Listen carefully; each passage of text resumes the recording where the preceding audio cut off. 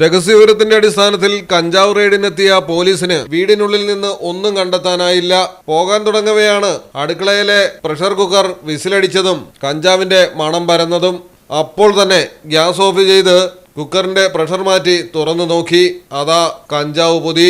റെയ്ഡിന് ഉദ്യോഗസ്ഥരെത്തുന്നത് കണ്ടതോടെ 1/2 കിലോയോളം കഞ്ചാവ് പ്ലാസ്റ്റിക് കവറിനകത്താക്കി അരിക്കൊപ്പം പ്രഷർ കുക്കറിലിട്ട് അടുപ്പ് കത്തിച്ച് 40കാരൻ. തൃശൂരാണ് സംഭവം.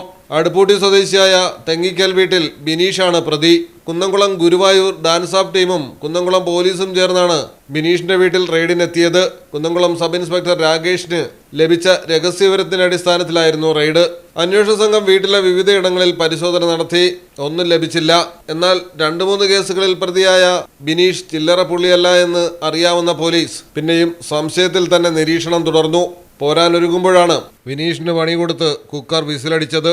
400 ഗ്രാം കഞ്ചാവാണ് പ്രഷർ കുക്കറിൽ നിന്ന് കണ്ടെത്തിയത്. Malayalam television, Thrissur. Kavitha golden diamonds, the versatile jewelry.